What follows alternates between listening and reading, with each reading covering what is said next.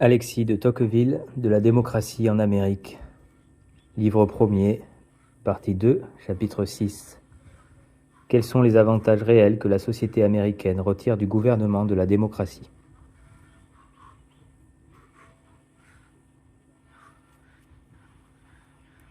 Les lois de la démocratie tendent en général au bien du plus grand nombre, car elles émanent de la majorité de tous les citoyens, laquelle peut se tromper, mais ne saurait avoir un intérêt contraire à elle-même.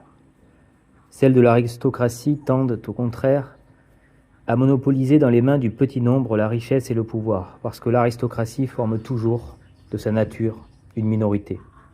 On peut donc dire, d'une manière générale, que l'objet de la démocratie, dans sa législation, est plus utile à l'humanité que l'objet de l'aristocratie dans la sienne. Mais là finissent ses avantages. L'aristocratie est infiniment plus habile dans la science du législateur que ne saurait l'être la démocratie. Maîtresse d'elle-même, elle n'est point sujette à des entraînements passagers. Elle a de longs desseins qu'elle sait mûrir jusqu'à ce que l'occasion favorable se présente. L'aristocratie procède savamment.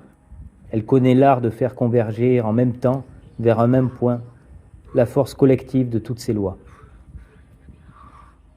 Il n'en est pas ainsi de la démocratie. Ces lois sont presque toujours défectueuses ou intempestives. Les moyens de la démocratie sont donc plus imparfaits que ceux de l'aristocratie. Souvent, elle travaille, sans le vouloir, contre elle-même. Mais son but est plus utile. Imaginez une société que la nature, ou sa constitution, est organisée de manière à supporter l'action passagère de mauvaises lois, et qui puisse s'attendre sans périr le résultat de la tendance générale des lois, et vous concevrez que le gouvernement de la démocratie, malgré ses défauts, soit encore de tous le plus propre à faire prospérer cette société. C'est précisément là ce qui arrive aux États-Unis.